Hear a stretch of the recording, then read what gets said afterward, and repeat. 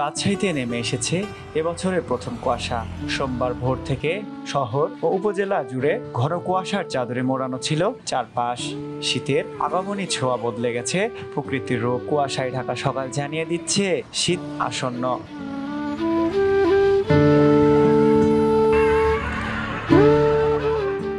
ভোরের আলো ফুটলেও মহাসড়কে যানবাহনগুলোতে হেডলাইট জ্বালিয়ে চলতে দেখা যায়। কুয়াশা ভেদ করে গন্তব্যে ছুটে চলেছে মানুষ।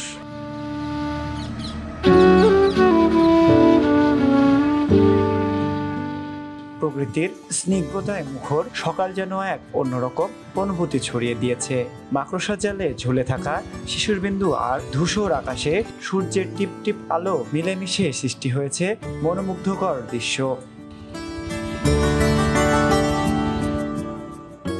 স্থানীয়রা বলছেন, আজকের এই সকালে প্রথমবার সত্যিকারের শীতের ছোঁয়া টের পেলাম।